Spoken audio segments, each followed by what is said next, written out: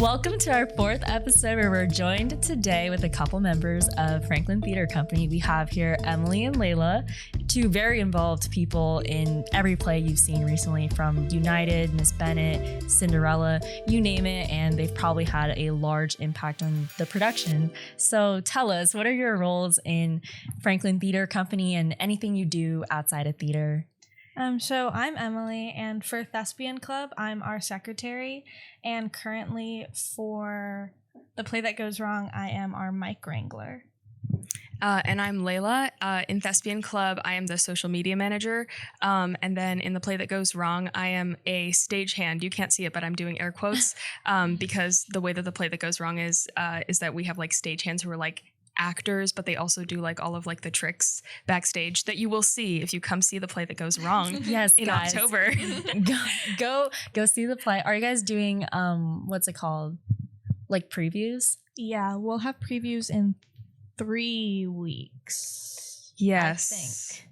Yes, because I think the it's 20th. The 20th. October 20th. Yes. We'll have previews. Yes. So that email October will come 20th, out, guys. Mark your calendars. Teachers can sign up once the email goes out. Do you guys do any like other extracurriculars outside of theater? Yeah, I do. So I work at Trader Joe's. A lot of people have seen me there apparently, so you probably have. Any fall recommendations? Oh my God. The candles are really good. I'm kind of sick of all the pumpkin stuff now, honestly, because we literally have so much pumpkin stuff there. But we have these, oh my God, we have like this like apple tart thing that's like really good. But yeah, and I also do like mutual aid work with the organization, the Reclamation Project at 916. So we do like school supply drives and like educational workshops, and yeah. Layla does a lot more than me. I spend most of my time at theater. So when did you begin your interest in theater? My interest in theater started when I was in elementary school. So like I always did like the plays at my school, and then in middle school at Toby I got more into tech work and I did the sound both years. And then COVID happened and I still did theater all online, and I've been in theater for the past 4 years, and I've pretty much stayed behind the scenes, but I have been on stage a couple times. What was that like, doing theater online? It was an interesting experience, to say the least.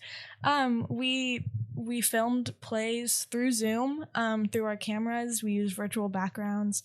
And we still put on as many shows that year as we would have in person. So, I mean, it was an accomplishment. It had its challenges, but I mean, we still persevered through it. People were still able to watch it. And although it was not anywhere near the same experience as in-person theater, it was still enjoyable to some extent.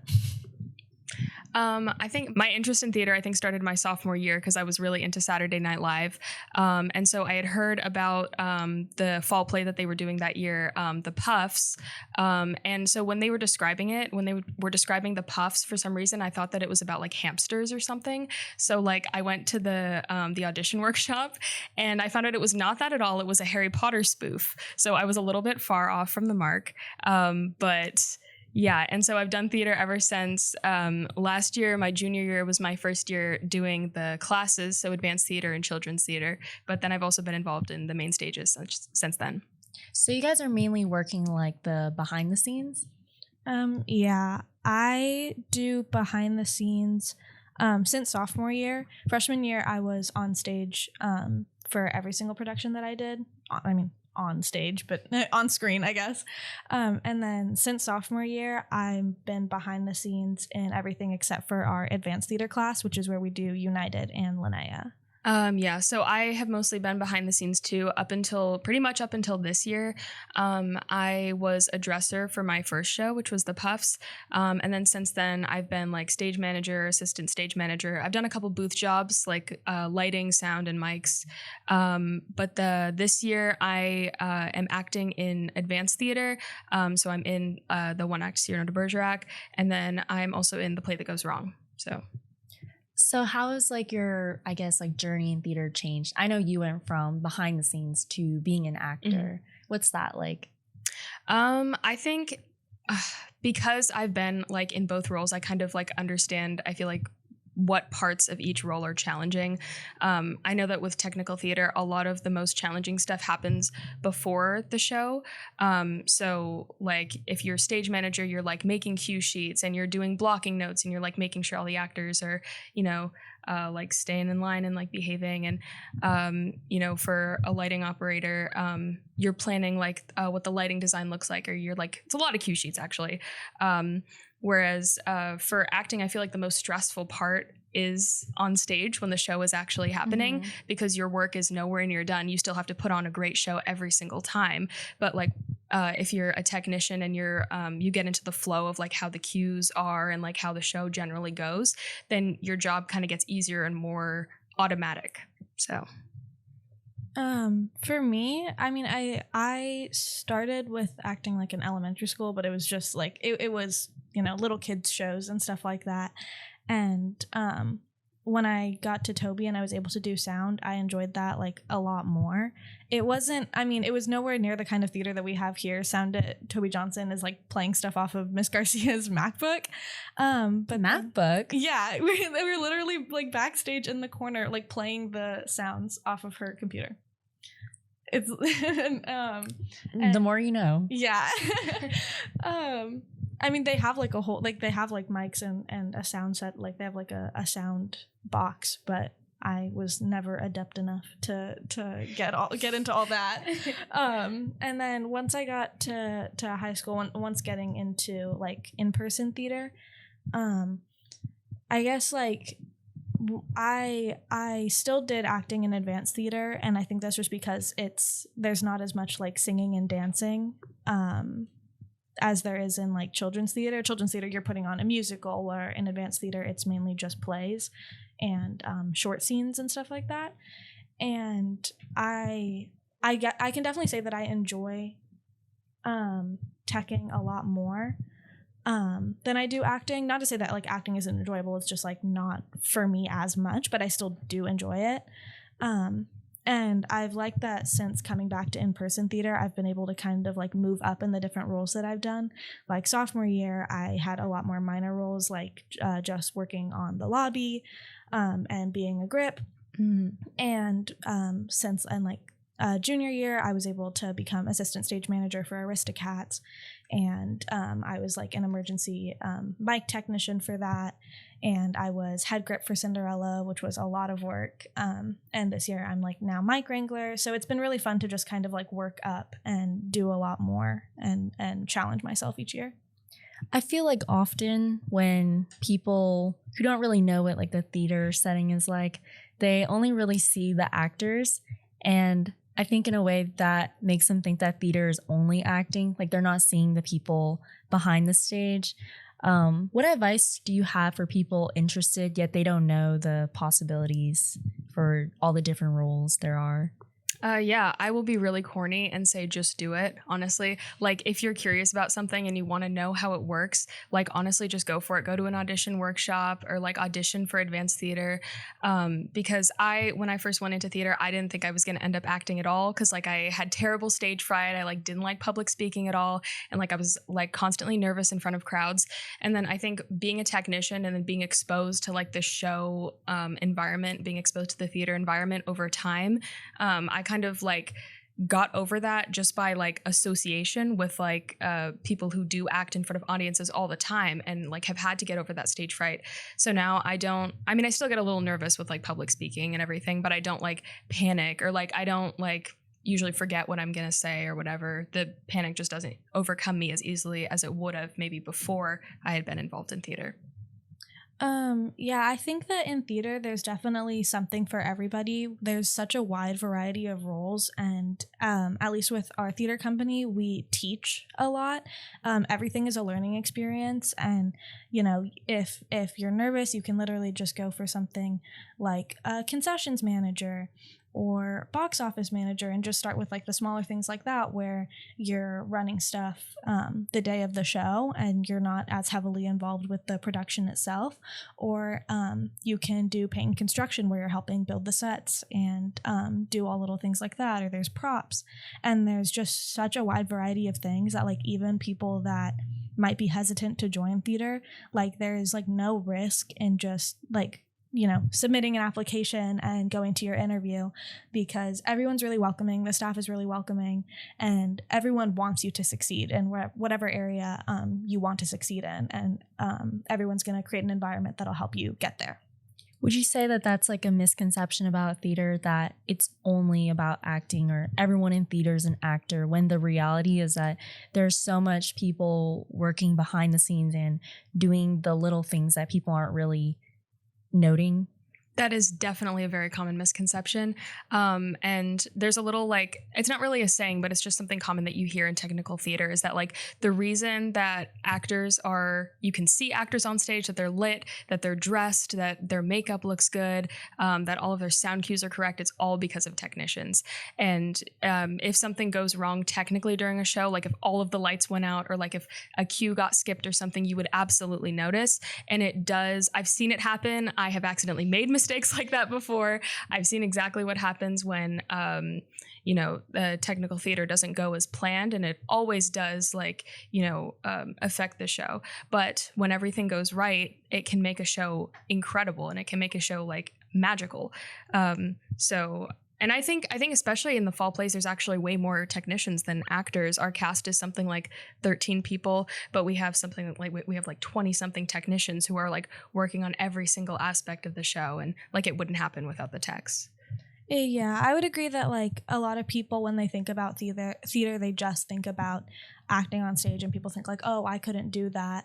And they get scared. They're like, I can't learn lines. I can't be that outgoing, when like, it's something that like even people that aren't used to it can get used to, or can be really good at. And at least with our theater, we try and create like such a welcoming environment that anybody, like, you know, people have the ability to act when they usually tech, or they have the ability to tech when they usually act, because you just become like so well versed in a lot of different areas of the theater as you go through it. And like just acting is something that a lot of people like think of, but like Layla said, there's just so many like different aspects that techs contribute to, and they kind of they definitely help make the show happen.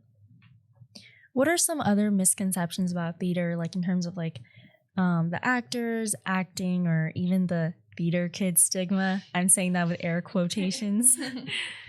Yeah, so I think about the theater kid stigma, I think a lot of people think that, you know, theater is the place where like all of the social outcasts go, you know, or that like, you know, being involved in theater will automatically make you like a social outcast. But that really hasn't been my experience at all. It's not the experience that a lot of people I know in theater have, really, because theater is like the opposite of like a social hierarchy type situation, where like everybody's working together on the same show, trying to make the same thing happen, and you know, nobody's really seen as less than or greater than or anything, and so yeah, it's a big family.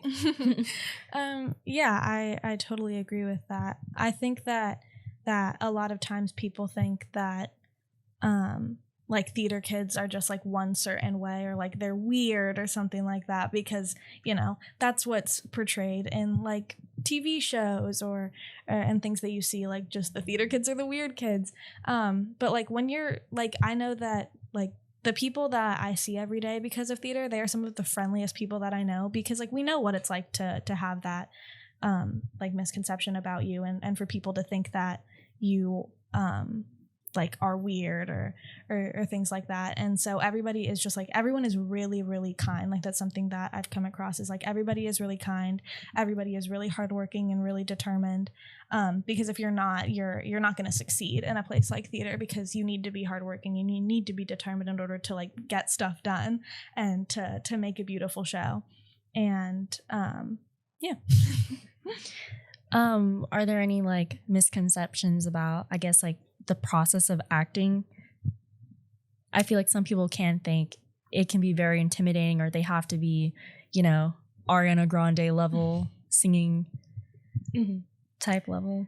Yeah, I mean, I think with the musical theater thing, you don't necessarily have to be, like you said, like Ariana Grande in order to be a really good role, be fit for a really big role in a musical, because a lot of what musical theater is, it's acting is most of the job. So especially if, you know, there's like a character voice involved, or if there's an accent, like there's like, that's the way that like I've experienced musical theaters. I'm not a singer myself, but like, you know, we worked on songs from SpongeBob the Musical over the summer at like theater summer camp, and there's a lot of like impressions and like, you know, like SpongeBob impressions and like different voices that you can do. And so that has kind of like, I'm not a great singer, but like I still felt really comfortable doing those songs because I was able to play into like my other strengths, which is like character acting and stuff like that. But yeah. Yeah, I would say that a lot of people think they shouldn't like try out for theater because they think that they have to be of a certain level, or a certain, like they have to be super duper good, because, you know, that, I mean, that's what they're used to seeing on stage. They're used to seeing a whole bunch of really talented people. But like, for at least for like a place like children's theater, like you audition for that class, and same thing for advanced theater, you audition and then you're guaranteed a role in those shows. Like you will be cast. So like there's like no harm in trying out, because once you get in, like that's the hard part for classes like that. And we have a vocal director who helps teach everybody all the songs, and she'll work with you one-on-one, and she's super awesome, super talented. And so everything is a learning process. So even if you might not think you're the best person in the room, that doesn't mean that you can't end up being the best person in the room by the end of the show. Is there anything like specific that you guys are taught to do, I guess, on stage? Like in terms of like with your teacher, are they telling you to project your voice, like do a certain voice? Like what's that like? Yeah, projection is definitely a big one, I think, because when you're in a theater space and you're trying to, you know, get your voice out to an entire crowd of people, sometimes, especially like when we perform at CO at United, that place has 700 seats. It's a huge, I'm sure, you know. Do you guys use mics? Not at CO. Really? No mics at CO. That. Yeah, so it's insane. You have to what they usually say is you have to feel like you're yelling. If you feel like you're yelling, then you're probably at the right volume. And then other things, always be listening like to people that you're doing a scene with. Like you shouldn't just be going through the lines because like this line comes after that line and then the next line and then the next thing happens, but you should be experiencing the scene as it happens, and like letting new choices and new emotions kind of come over you, and like just seeing what happens in your body and like in your voice whenever you're working a scene. A little bit of improv. Yeah. Yeah, there's definitely some improv. Like if something happens on stage during a show that's not supposed to happen, like you just got to keep going. We like to say yes and, which is like you receive what your partner gives you and you give that back to them. Like if you're doing like an improv scene and somebody's like, it's snowing outside, you're not gonna be like, no, it's sunny outside. Like you're gonna keep going with what they said, and you're gonna you try and make the other person look good, is another thing that we say. You never want to like outshine somebody on stage, and so there is a lot of, and production is another thing.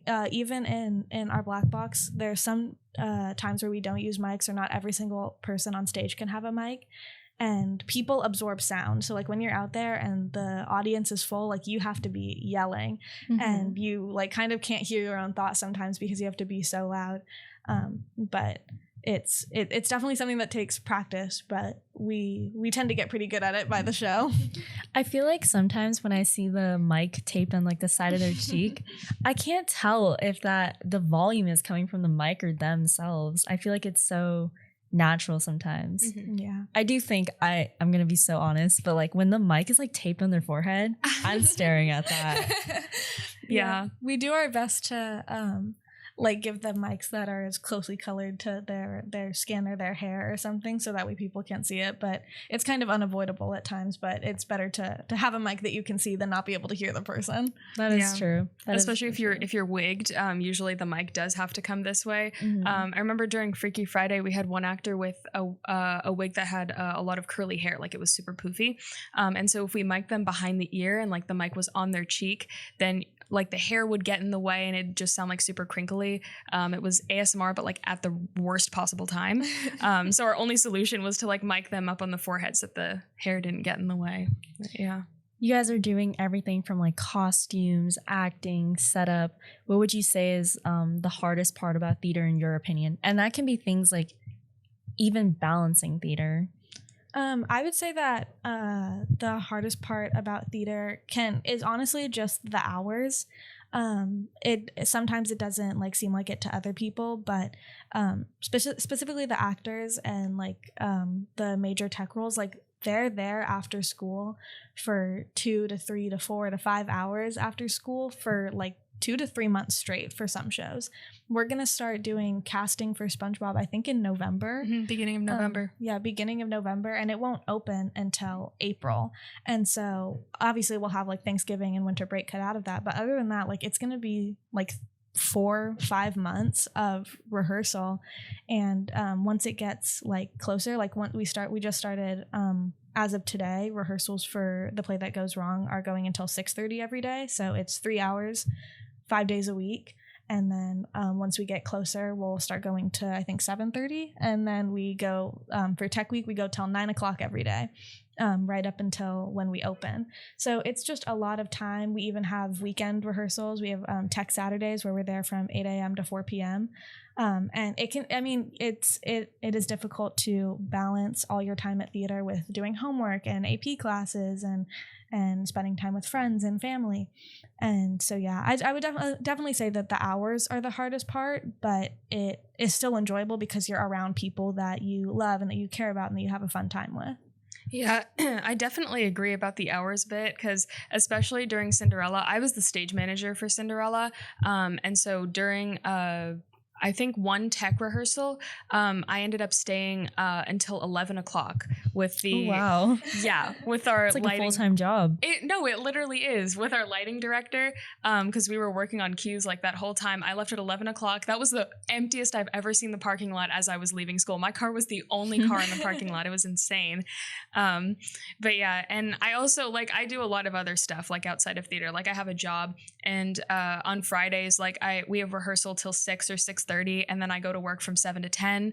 And then and then on the weekends I usually work. My 8 jaw hours. Dropped for the people listening. And I usually work 8 hours on Saturday and Sunday, so I'm working something like 16 to 20 hours a week, which is definitely a lot. That's crazy. How are you guys able to balance it all?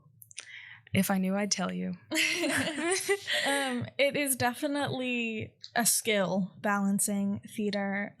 If you're at rehearsal and you're not working on getting off book or working on a task, you're working on homework.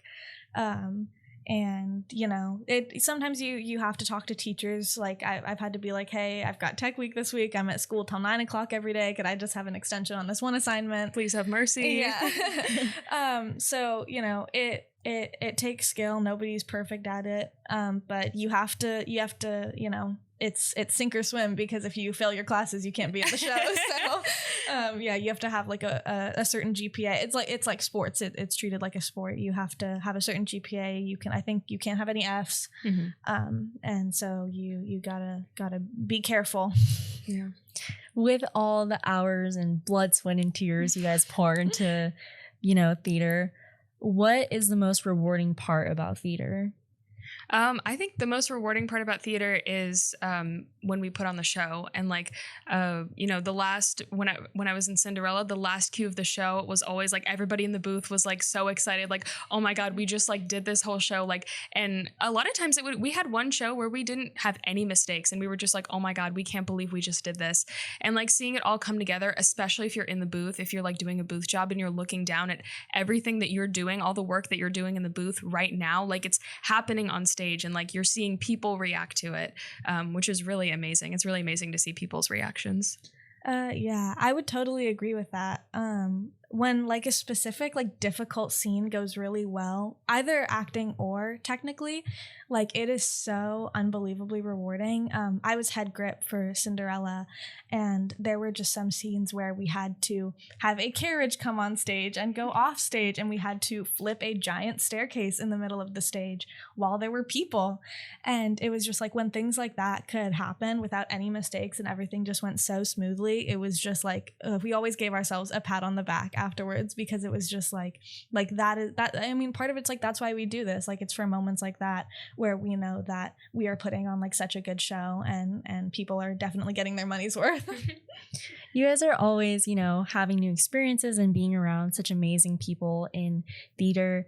There has to be some funny anecdotes somewhere in there, or like an anecdote about someone you want to shout out.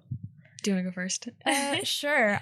This one's about myself. When you're in children's theater, it is you definitely, you never know what's gonna happen because it's a class, it's not after school. I have no idea where this story is going. It could either go like really funny or really sweet. People can be out, people can get sick. I mean, that happens for after school shows as well for our main stages, but it's definitely more of a risk for our class shows.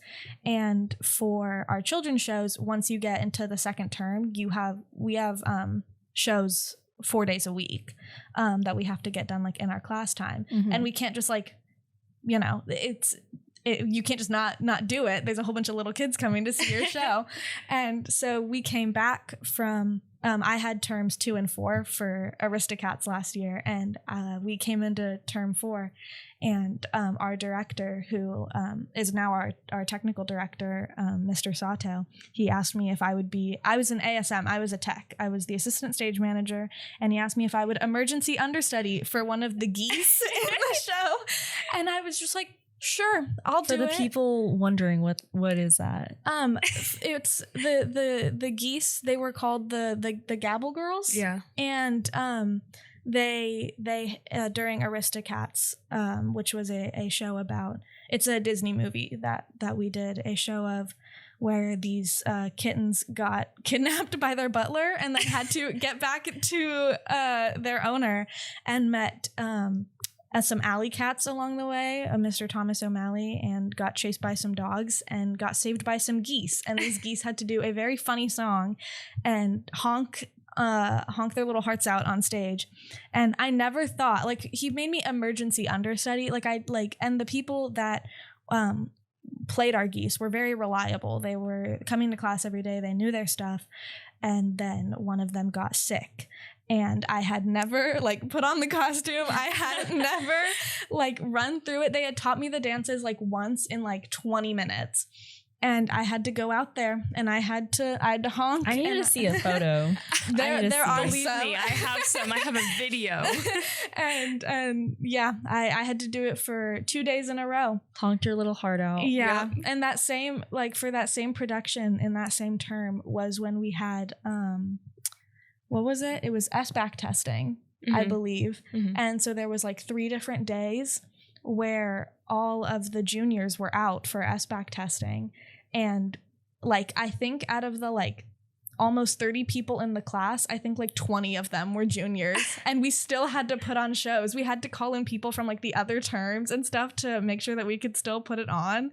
And it was very last minute. That's how I became an emergency mic wrangler. And it was fun in a chaotic way, but it was also very stressful working with Mr. Sato to try and figure out who was going to play who. And we had techs going out on stage. We had people from the other term having to miss their second period, and it was interesting. They were a couple of fun shows. Yep. I think most of my anecdotes come from being a tech. because a lot of times backstage when you're a tech, you're not doing something all the time, and also nobody can see you. So I remember during this was actually during a tech rehearsal. We had like a long pause where like we didn't have anything to do. We weren't like doing any work immediately, and so me and our technical director, Mr. Sato, and then our light and sound operators, we took a break and started playing Zip Zap Zoop in the hallway. What is that? It's a very fun little game. It's, without getting too deep into the weeds, basically it's a game where you have to like send energy across the circle really fast to other people, and if you say the wrong word, like the order is Zip Zap Zoop, and if you do the wrong hand motion or say the wrong thing, then you're out. And we just had this really high stakes, really like intense game of Zip Zap Zoop, and then we were finally like, we were literally out of breath, and so we were like, you know what, guys, we should get back to work. And then we got back to work, and that was that. I remember another time, it was right before one of the Cinderella shows was opening, and usually the stage managers rely on the house manager to tell us when all of the audience members have taken their seats so that we know when to start the show. And so I was trying to radio to our house manager, but our spotlight operators and our mic wranglers also have a radio down there so that we can communicate with them, and we're on the same channel so we can all hear everything that each other is saying. And so I'm trying to talk to our house manager, but one of our mic operators is like singing Hamilton really like loudly into one of the Is it bad that I've never watched Hamilton? It's criminal. It's absolutely criminal. Yeah, we make way everyone's recently we've actually been making a lot of Hamilton references in theater. If you come see Cyrano de Bergerac and you really pay attention to our transitions, you'll see some inspiration. Yeah, you will recognize some choreography from I Have the Hurricane. Lin-Manuel guy? Yeah. He's like a meme all the time. He is. Yeah. He does literally everything. He's a meme everywhere. Around the theater. Yeah. In the theater world. We don't take him very seriously either. There's just like a joke in like the film and like theater world that Lin-Manuel Miranda is literally everywhere, because he's done Hamilton, he's done Encanto, he's done Moana. He's done Moana. Like literally name any Disney movie, like there's like a good chance he was that in like Little Mermaid too. Or he wrote a song. He wrote the Seagull song. There's also a joke that like he has to like stop himself from like putting himself in every lead role because like every time that he writes a show, he's also like cast in it. So it was really fitting that his song was like playing through my walkie-talkie when I absolutely did not need it to be there. It was so fitting for Lin-Manuel Miranda to be there uninvited. I really want to get into that, since like I found out so many of the famous TikTok audios are actually him. I literally had no idea. He is everywhere. He's quite a guy. What's like some inside jokes of in theater? I'm assuming Hamilton is probably. Well, like every major theater show like is made references to by somebody. A lot of people like haven't seen them. Like today, Miss Knapp was in shock that a lot of people hadn't seen Les Mis. Yeah. Which is kind of crazy because that is a really famous musical. So like there's tons of jokes about that people will make, like, oh, you're acting like this person, and it's like some character from a musical. Yeah. There's also just a lot of inside jokes that come naturally, like from our shows, like just like certain lines that are just like really funny out of context. Like I would say one from Cinderella is like, "There's gonna be a ham." Yeah, like that's just like, that's so random. Yeah, and people will just like say things out of nowhere because they were funny. Yeah, we also have a joke. So our theater teacher's name is Miss Knapp, right? And so whenever we like are like getting down to business and we're really getting serious, we say it's always nap time around here. Because Miss Knapp.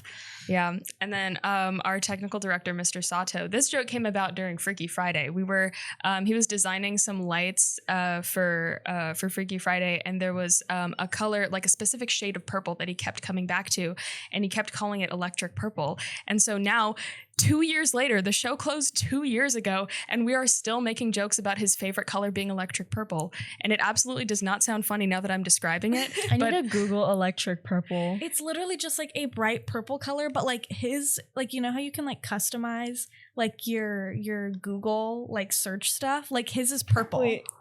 That's what it just looks like a normal purple. Yes, it is just like a bright purple, and he literally like his like Google like search his like Google theme is purple, and like it's just like it's not even a specific shade of purple. It's literally just he kept referring to it as electric purple. I don't think that's even a real color. It's just like he just kept calling it electric purple, and so now it's a joke. Now they're like it's referenced. Sounds like an energy drink. It Electric does. purple. It sounds like a monster flavor. I know that we had does. One of the people in theater, Kaden, for our like White Lie Spirit Day.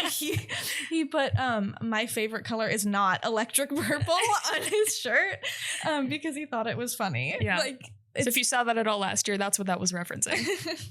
Are there any like other I guess inside jokes that everyone just like will understand if you just like say it out loud, or like a song or movie that everyone loves? I mean, there's like a couple lines that are just from like our shows. Some people don't even like understand them, but they'll just pick them up. Like I know that there was a stupid show. Okay, not stupid. There was a show that we did for United my sophomore year. It was the show that I did, and there was we did like a speed through of it. We do that with pretty much all of our shows. We do like we see how fast we can do our show in, and you just like do it as fast as you can. You say your lines as fast as you can, and one of my lines was my Gabriel, because that was a character that I was referencing. And as a joke, I did the like finger hearts, like when you make like a heart with your fingers. And for some reason, everybody thought that was hilarious. And that just like caught on, and that followed me like for the next like 2 years. Like people that were not in that class somehow found out about it. It was crazy.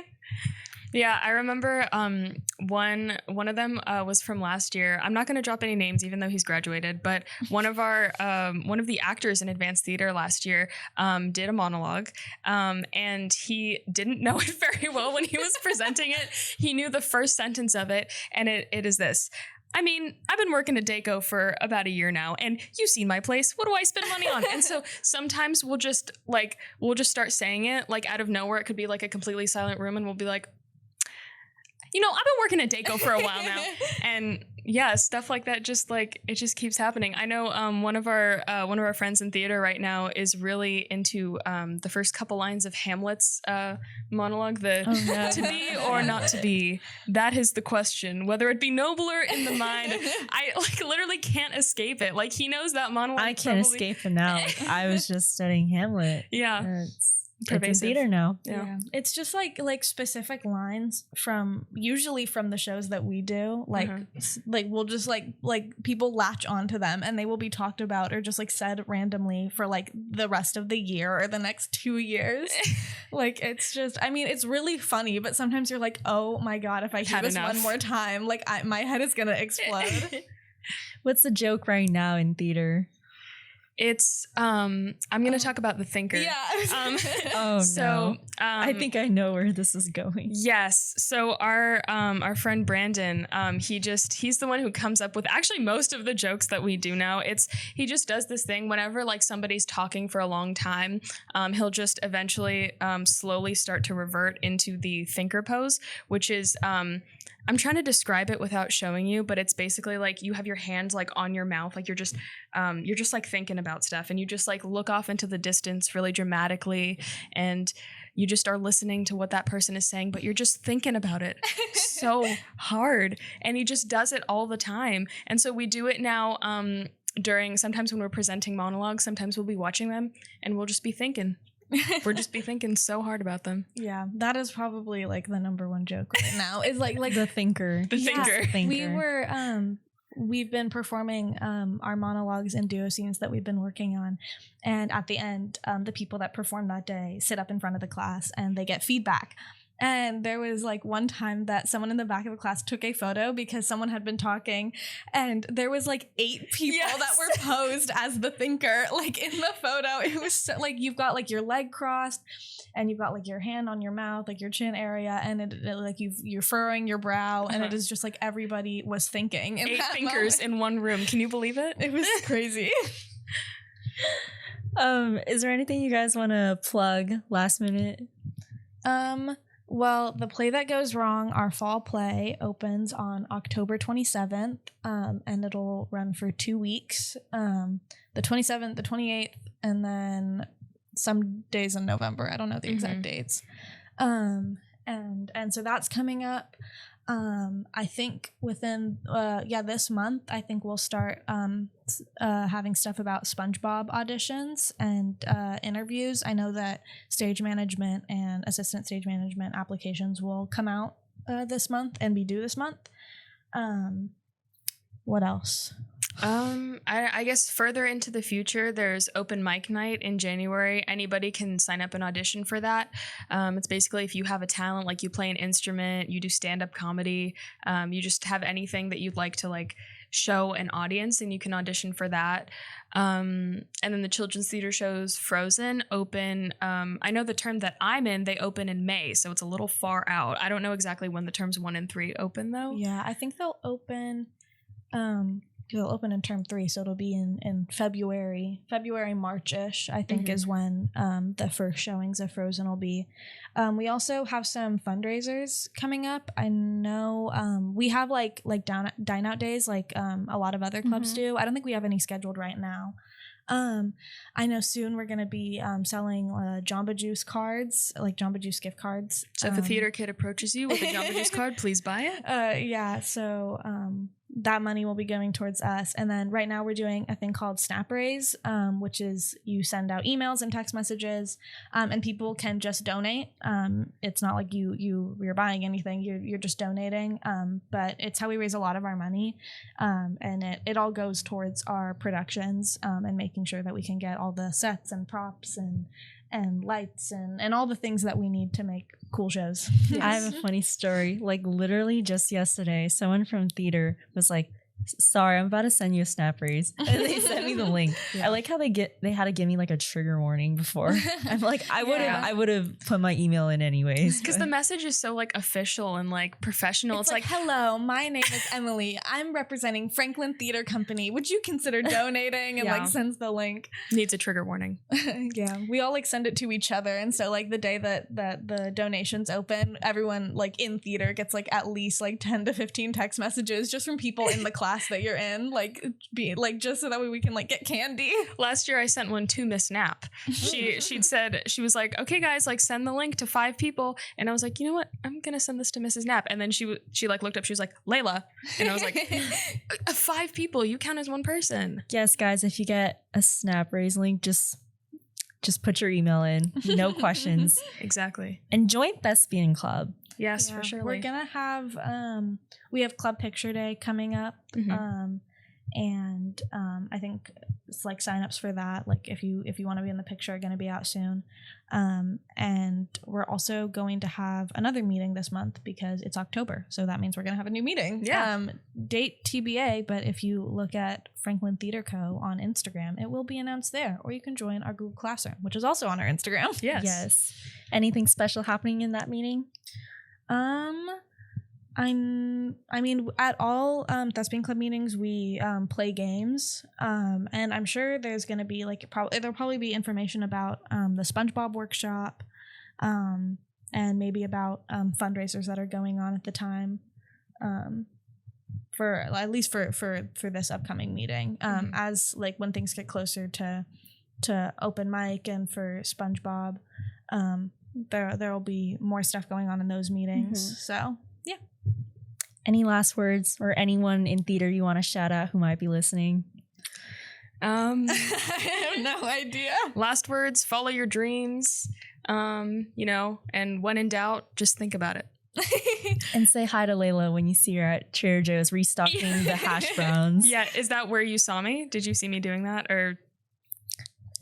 It sounds like something you probably do. I definitely did that last night. So actually, what's up with the hash browns? Why are they always out of stock? Okay, so they are on a case limit. We can't order more than I think 3 cases of them. So we get 1 delivery every night around like 6 or 7 p.m. We restock them, and then they all always go out in the morning because people have realized that is the best time to buy them. So if you're looking to buy frozen food, do not go to Trader Joe's between like 4 and 8 because stuff is likely to be out.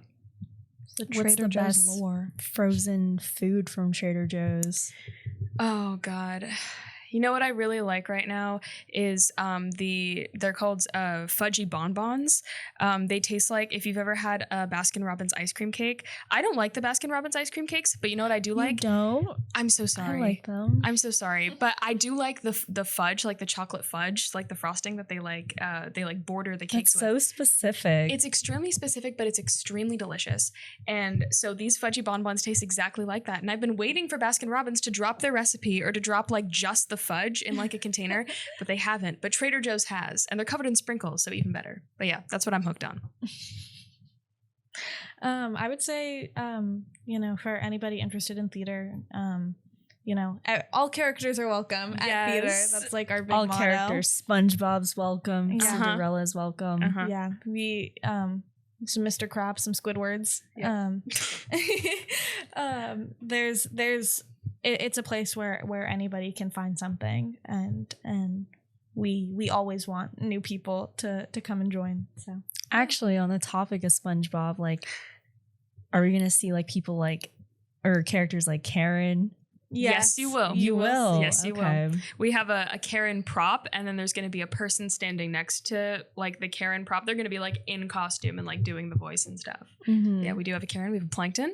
we have the costumes for SpongeBob. I'm very excited to see. Oh my god. Because we watched the SpongeBob musical as a class in term 4, and everybody Is it the one with Ethan Slater? Yes, Yes. it is. Yes, it And is. Everybody is just like so excited. It looks like so much fun. We're gonna have people on roller skates. Oh wow.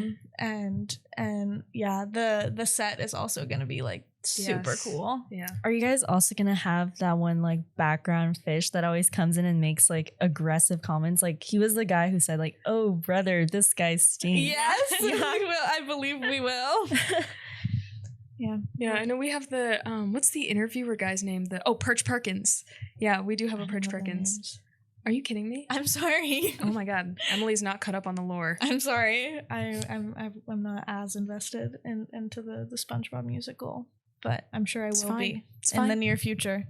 It's fine. I'm not upset. The way when Ariana Grande, those rumors came out, I Googled who's Ethan Slater, and the first thing that popped up is like him in his SpongeBob Yep. costume. Yeah. I asked Miss Knapp if I could voice Gary because it's just like a voiceover of That was a really good impression. of someone Thank you. meowing, and I asked her if I could do it, and she just laughed. She didn't give me a yes or no, but that means that it is still an option. Can you treat this as your audition and do a meow? No. All right. Give us a snippet of SpongeBob. Yeah. Layla gave us a great Gary impression. Yes. I don't even remember any. I don't remember any of the songs.